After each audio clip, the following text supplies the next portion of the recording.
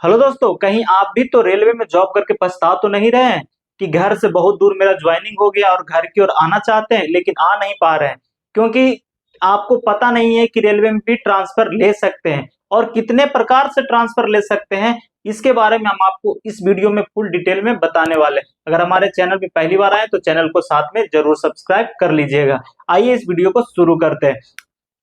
तो आप देख सकते हैं कि यहाँ पे रेलवे ट्रांसफर लिखा हुआ है कि किस तरह से आपको ट्रांसफर मिल सकता है। एक यहाँ पे है म्यूचुअल ट्रांसफर, है ना, जिसमें आप एक बंदा इधर से जाता है उधर से आता है। एक हो गया ऑन रिक्वेस्ट, जो कि आपके जगह पे कोई आएगा नहीं, आप यहाँ से वहां जाते हैं। यानी कहने का मतलब ये हो गया कि आप जहाँ पे सर्विस कर रहे हैं वहां सीट खाली करके जहाँ पे आप जाइएगा वहां का सीट आप भरिएगा। ऑन रिक्वेस्ट हो गया। और स्पेशल ट्रांसफर, है ना, तो स्पेशल ट्रांसफर में क्या होता है कि जैसे इसमें मेडिकली देखा करके जा सकते हैं, पोस्ट ग्राउंड पे भी जा सकते हैं, है ना। तो आइए सबसे पहले ये तीन तरह से हैं जो कि आपको जानना जरूरी है। तो सबसे पहले म्यूचुअल ट्रांसफर के बारे में जान लेते हैं कि म्यूचुअल ट्रांसफर आप किस प्रकार से और क्या क्या कैटेगरी होगा जिसमें आप इसमें फुलफिल कर सकते हैं। तो म्यूचुअल ट्रांसफर में देखते हैं, इसमें 5 साल सर्विस इसमें पूरा करने की जरूरत नहीं है। अगर आपका ज्वाइनिंग हुआ है और आप ट्रेनिंग में है और ट्रेनिंग जैसे ही कंप्लीट होता है, अगर आपका म्यूचुअल मिल जाता है तो आप इसको फॉर्म को अप्लाई कर सकते हैं, है ना। इसमें कोई कैटेगरी नहीं है कि सर्विस इतना फुल करना ही होगा। उसके बाद बात करते हैं तो इसमें ग्रेड, जो ग्रेड होता है वो सेम होना चाहिए ना। 1900, 1800, 2400, 4200, 2800, जो ग्रेड होता है वो सेम होना चाहिए। और डिपार्टमेंट भी आपका क्या होना चाहिए, सेम होना चाहिए। चाहे कोई मैकेनिकल होता है, कोई इलेक्ट्रिकल होता है, तो इलेक्ट्रिकल वाला को इलेक्ट्रिकल के साथ, मैकेनिकल वाला को मैकेनिकल के साथ यहाँ पे ट्रांसफर मिल जाएगा, सेम होना चाहिए। और बात इसमें एक और है कि दोनों की भर्ती, अगर दोनों, एक हम इधर से जाएंगे एक उधर से आएगा, है ना। तो जैसे मानते हैं ए और बी में म्यूचुअल ट्रांसफर हो रहा है, तो ए भी यहाँ पे आरआरबी से आना चाहिए और बी भी यहाँ पे आरआरबी से आना चाहिए। अगर ये दोनों आरआरबी से आए हुए हैं तो इसमें नहीं कास्ट का आपको कोई जरूरत नहीं है कि वो यूआर का है, ईडब्ल्यूएस का है, एसी एसटी का है, ऐसा कुछ यहाँ पे कैटेगरी नहीं देखा जाएगा। अगर दोनों सेम बोर्ड से आता है तो, आरआरबी से अगर आता है चाहे यहाँ पे आरआरसी से आता है, दोनों, यानी कहने का मतलब दोनों सेम होना चाहिए।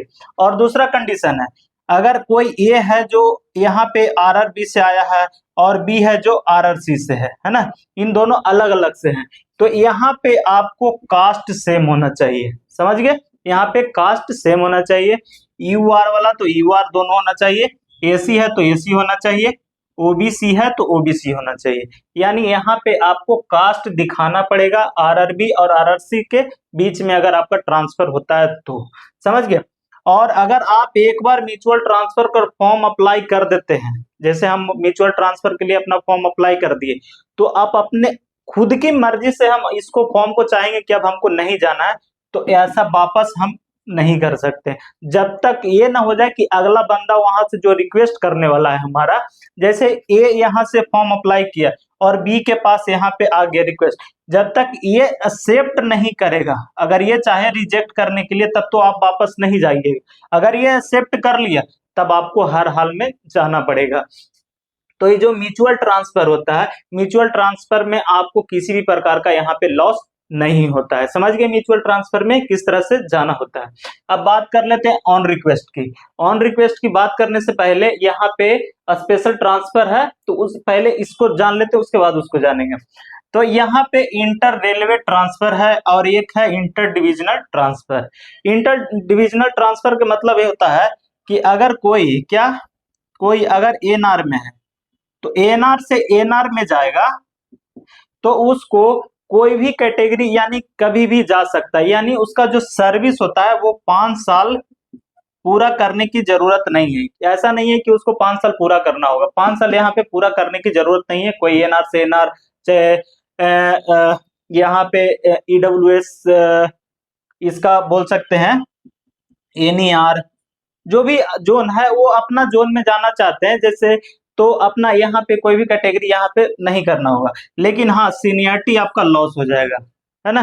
अगर आपका सीनियरिटी है, अगर आपका यहाँ पे सीनियरिटी अच्छा खासा है और वहां पे जाते हैं तो आपका लॉस हो जाएगा। जैसे कि आप यहाँ पे टेक्नीशियन 3rd में ज्वाइन किए हैं और यहाँ पे आप प्रमोशन लेकर के टेक्नीशियन क्या हो गए हैं, 1 हो गए हैं। तो आप इसमें अगर आप जाते हैं तो आपको यही टेक्नीशियन आपको थर्ड ही यहाँ पे मिलेगा जब वहां पे जाते हैं तो, समझ गए, ये यहाँ पे लॉस होता है। और बात कर लेते हैं इंटर रेलवे, जैसे यहाँ पे एनआर से एनईआर में आप जाते हैं तो आपको इस स्थिति में आपको 5 साल की सर्विस फुलफिल करना होगा, यानी 5 साल सर्विस पूरा करिएगा उसके बाद फॉर्म अप्लाई कर सकते हैं। उसके बाद बात करें तो यहाँ पे सीनियरिटी आपकी लॉस हो जाएगी, जैसा कि हमने बताया था, कोई यहाँ पे जेई में यहाँ पे ज्वाइनिंग किया है और कोई यहाँ पे एसएससी बना हुआ है, समझ गए।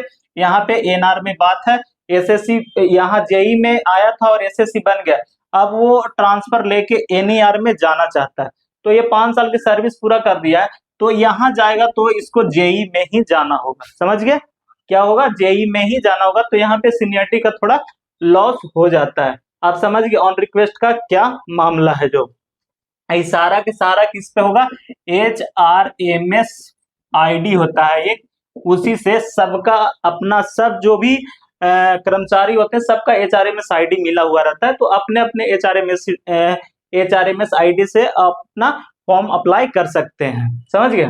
इसके बारे में भी आपको हम बताएंगे कि कैसे HRMS ID से आप अप्लाई कर सकते हैं।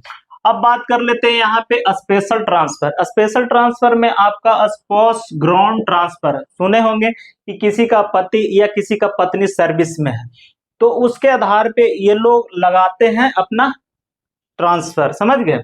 तो इसमें आपको कोई भी सर्विस कैटेगरी पूरा करने की जरूरत नहीं है कि आपको 5 साल सर्विस करना ही है, इसमें कोई टाइम लिमिट नहीं है, आप कभी भी लगा सकते हैं।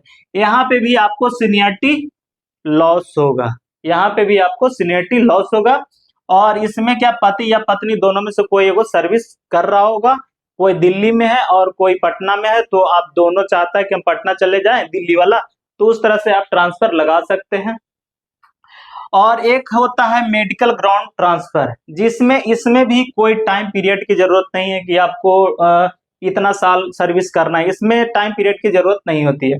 इसमें भी सीनियरिटी आपका लॉस होता है, और इसमें आपका किस तरह से मिल सकता है, तो अगर कोई बच्चा आपका है, उस बच्चा डिसेबल है यानी किसी भी प्रकार का उसको दिक्कत है और उसको देख रेख आप ही कर रहे हैं, आपके अलावा कोई नहीं कर पा रहा है, तो उस स्थिति में आप इसको ट्रांसफर लगा सकते हैं मेडिकल ग्राउंड का। और दूसरा कंडीशन ये है कि जो सर्विस करने वाला है वो हैंडीकैप होना चाहिए, अगर वो जो सर्विस करने वाला है उसको अगर किसी भी प्रकार का दिक्कत है, चाहे आंख से ब्लाइंड है, चाहे पैर से या किसी भी प्रकार से दिक्कत उसको है, हैंडीकैप में आता है, तो वो अपना ये लगा सकता है स्पेशल ट्रांसफर, समझ गए। जबकि ये जो सारा का सारा है स्पेशल ट्रांसफर और ऑन रिक्वेस्ट, इसके लिए इन दोनों के लिए बहुत ज्यादा आपको पैरवी की जरूरत है, बहुत पकड़ की जरूरत है, तभी ये दोनों हो सकता है। लेकिन सबसे आसान काम कौन है, म्यूचुअल ट्रांसफर। इसमें न किसी की पैरवी की जरूरत है, न ही किसी और की जरूरत, इसमें सबसे आसानी से और सरल तरीके से आप म्यूचुअल ट्रांसफर ले सकते हैं। लेकिन ऑन रिक्वेस्ट और स्पेशल ट्रांसफर के लिए आपको बहुत ज्यादा पकड़ की जरूरत है।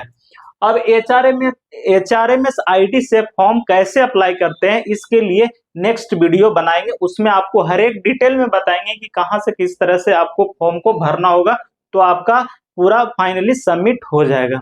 यह वीडियो आपको कैसा लगा हमें कमेंट के माध्यम से जरूर बताइएगा।